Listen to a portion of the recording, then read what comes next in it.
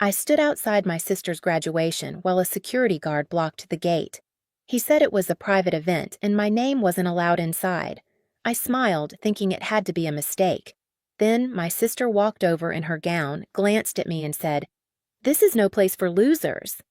My parents were right behind her, laughing like it was harmless. I didn't scream. I didn't argue. I went home quietly. What none of them knew was this wasn't humiliation. It was a decision. Because that same night, I changed one sentence, and her entire future started to unravel after that. My name is Evelyn. I'm in my mid-30s, and on paper, my life looks fine. I work an administrative job that pays the bills. I live alone in a small one-bedroom apartment in West Haven. It's quiet, clean, predictable. The kind of place you end up with when you've spent most of your life making sure other people are okay before checking on yourself. Growing up, I was the older sister, the easy one, the one who didn't cause problems. Before Jessica was born, my parents used to say I was mature for my age. After she arrived, that same word started meaning something else. It meant I should understand. I should wait. I should give in. Jessica needed more attention. Jessica was sensitive. Jessica had potential. That pattern never really changed. When Jessica went to college, my parents framed it as a family effort. They didn't ask directly. They never do. It was more like, "She's so lucky to have a sister like you," or "You're better with money anyway." So I helped. I covered her rent. I took care of some bills. Not exact numbers, just whatever kept her afloat. I told myself it was temporary, that it meant something. Jessica never thanked me. Not directly. She didn't have to. My parents praised her for being independent while quietly sending me reminders when payments were due. I learned to separate my feelings from my actions. That's what responsible adults do, right? The only people who ever noticed were my grandparents. They'd call to check in, ask how work was going, tell me they were proud of me. Small things, but they mattered. They made me feel visible in a family where being useful was often mistaken for being loved. When Jessica's graduation came up, no one formally invited me. There was no message asking if I could make it. I found out through the family chat photos of decorations and excited comments flying by like I was already supposed to be there. I assumed it was implied. Of course I'd come. I was her sister. I picked out a simple outfit. Nothing flashy. I didn't want attention. I just wanted to show up. I didn't know that showing up was the one thing they never planned for. The house was easy to find. Cars lined the street, music drifting from the backyard, balloons tied to the fence like they were announcing something important to the entire neighborhood. I parked a block away and walked the rest, smoothing my shirt, reminding myself to smile. This was Jessica's day. I wasn't there to take up space. I just wanted to be present. At the gate, a security guard stepped in front of me with a practiced smile that didn't reach his eyes. He asked for my name, then glanced at a clipboard. His finger slid down the list once, then again. He shook his head. "Private event," he said. "You're not on the list." I laughed softly, not because it was funny, but because it felt unreal. "I'm her sister," I said, nodding toward the house. "There's been a mistake." He didn't argue. He just tilted his head and called someone over his radio. I waited. The music kept playing. People walked past me with wrapped gifts and drinks, barely noticing I was there. A few minutes later, Jessica appeared at the gate. Cap off, gown open, hair perfectly styled like she was about to step onto a stage not greet family. For half a second, I felt relief. She'd fix it. Of course she would. She looked at me then at the guard, and her expression didn't change. No surprise, no confusion, just impatience. "What's going on?" she asked, already annoyed. "He said my name again." That's when she laughed. "This is no place for losers," she said loud enough for the people behind her to hear. I waited for her to smile after, to show it was a joke. She didn't. Behind her, my parents stood frozen for a beat. Then my mom let out a small laugh like she didn't want to make a scene. My dad smiled awkward and quick the way he always does when things get uncomfortable. No one said my name. No one stepped forward. I felt something shift in my chest. Not anger, not yet. Something quieter, heavier. "You really came," my dad said, like I'd shown up uninvited to a stranger's wedding. "We thought you understood." Understood what? That I wasn't welcome, that I was only useful from a distance, that my role was to support, not participate. I looked at Jessica again.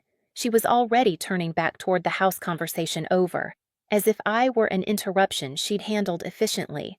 I could have said everything then, about the rent, the bills, the years of showing up quietly. But I didn't. I nodded once, said nothing, and walked away. As I reached my car, the laughter from the party floated down the street.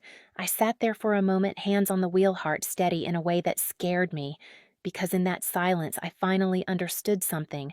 This wasn't a misunderstanding. It was a boundary they'd drawn a long time ago. I didn't drive straight home. I sat in the car for a few minutes, engine off, listening to the music from the party fade as someone turned the volume down. My hands were steady on the steering wheel. That was the strange part. I wasn't shaking. I wasn't crying. I felt clear, like something heavy had finally settled instead of floating around inside me. When I got back to my apartment in West Haven, everything looked exactly the same. The couch with the cushion I kept flipping to hide the tear, the space heater in the corner, the stack of unopened mail on the counter. It was quiet in a way the party never would have been. No applause, no laughter, just me. I kicked off my shoes and sat on the edge of the bed, still wearing the clothes I'd picked so carefully. That's when it hit me, not the insult, not my parents' laughter, but the realization that none of it was new. Today hadn't changed anything. It had just made it impossible to pretend anymore. I thought about the payments I'd set up months ago, the reminders that popped up on my phone like clockwork. Rent, utilities, small things that added up to a life I wasn't living. I thought about how no one had ever asked if I was okay with it. They'd just assumed I would be. My phone buzzed. A message from the family chat, photos from the party, Jessica holding a cake, my parents smiling, comments flying back and forth like I wasn't sitting alone in a quiet apartment miles away. I didn't respond. Instead, I opened a new message. Not long, not emotional, just one sentence. Clear, calm. I read it 3 times before sending it, making sure there was nothing in it that sounded like anger or guilt or explanation. I didn't owe her any of that. When I hit send, I didn't feel powerful. I felt honest. That's when my phone rang. Jessica's name flashed across the screen. I let it go to voicemail. It rang again, and again. I didn't answer. Not because I wanted to punish her, but because I needed to hear my own thoughts for once, without someone else talking over them. I stood up and walked to the window. The street below was empty, a couple walking their dog, a car passing by. Normal life continuing like nothing had happened. For the first time, I asked myself a question I'd been avoiding for years. If I stop paying, if I stop fixing, if I stop being convenient, who am I to them? Then I didn't have the answer yet. But I knew I was about to find out. Jessica showed up the next morning. I knew it was her before I even opened the door. The knock wasn't firm. It was rushed. Uneven. Like someone who didn't know whether they were about to beg or yell. I looked down at myself, sweatpants and old sweater coffee gone cold in my hand, and for a split second I wondered if she'd notice how small my place really was. How different it looked from the life she thought I lived. When I opened the door, she was standing there in yesterday's dress. The fabric was wrinkled. There was a faint smear near the hem like she'd brushed against frosting or dirt and never bothered to clean it. Her eyes were puffy, not dramatic, just tired, scared. "Can we talk?" she asked. She didn't wait for an answer. She stepped inside like she'd done it 100 times before and dropped onto the couch, crossing her arms, then uncrossing them like she couldn't get comfortable. "I can't afford this," she said immediately. "You can't just do this out of nowhere." I leaned against the counter and watched her talk, the way her voice cracked at the word afford, the way she kept glancing around my apartment, finally seeing things she'd never bothered to notice before. The worn couch, the heater I moved from room to room in the winter, the fact that nothing here suggested extra money. "You could have talked to me," she said. "You could have told me you were upset." "I did," I said calmly. "Yesterday." She scoffed.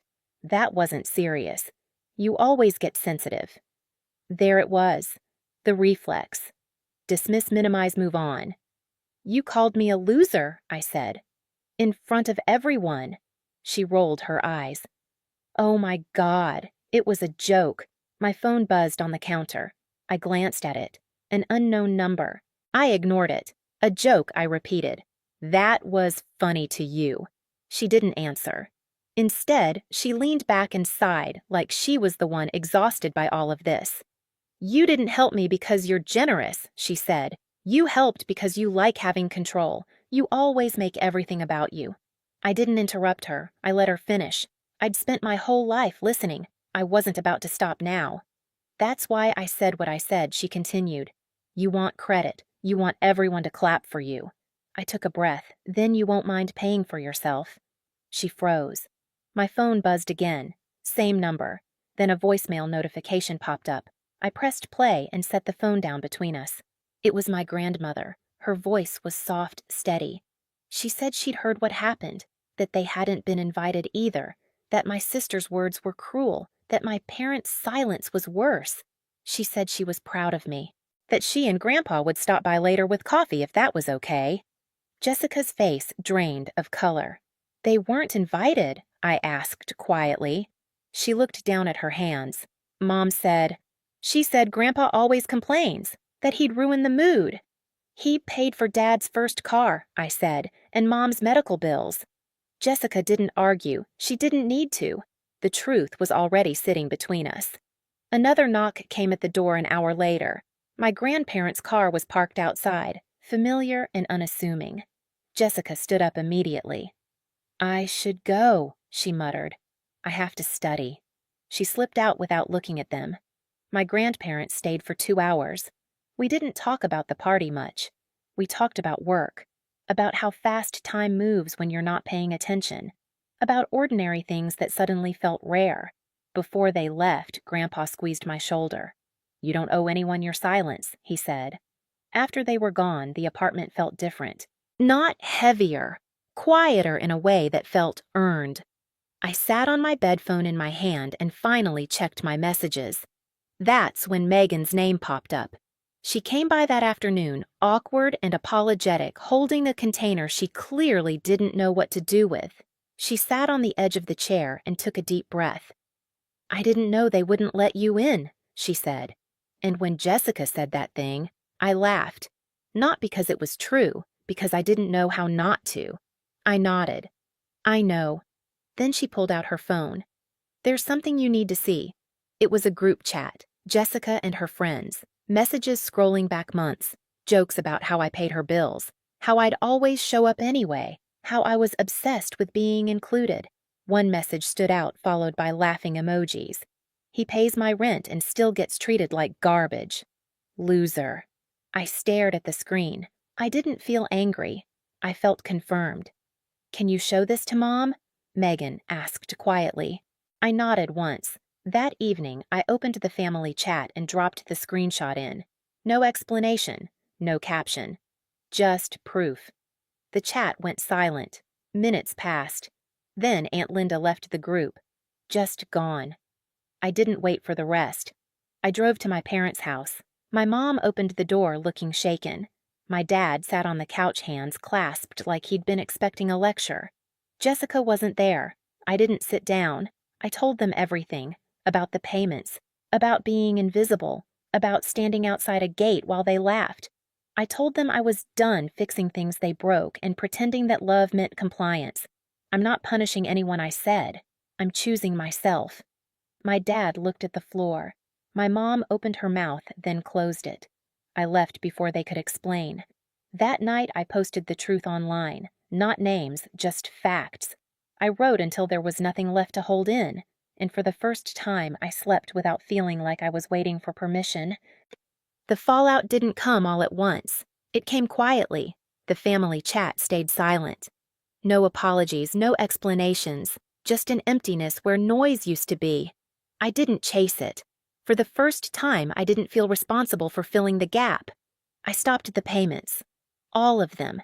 Rent, bills, anything tied to Jessica's life that wasn't mine to carry. Nothing dramatic happened. No police. No screaming matches. Just consequences settling into place. My grandparents came by a few days later. We sat at my small kitchen table with coffee that was too strong and pastries that left crumbs everywhere. Grandma reached for my hand and said, "You did the right thing." Grandpa nodded. That was enough. Ryan ran into me at a grocery store downtown. He looked uncomfortable, like he'd rehearsed what he wanted to say and still got it wrong. He admitted he'd laughed that day, said he shouldn't have. He handed me some cash and told me to have lunch on him. It wasn't about the money. It was about being seen. I thanked him. That night, I met Leo for dinner at a little place in the city. We talked about old movies, bad jobs, how strange it feels to start over in your 30s. I laughed without checking myself, without shrinking. When I went home, my apartment felt different. Still small, still imperfect. But it was mine. And for the first time, that felt like more than enough. I didn't lose my family. I stopped paying the price to belong to people who never chose me. Walking away wasn't easy, but staying invisible was harder. If there's one thing I learned, it's this: love doesn't demand silence, and family isn't supposed to cost you your dignity. If you've ever been treated like you only mattered when you were useful, you're not alone. Share your story in the comments. And if this hit close to home, hit subscribe so you don't miss the next one.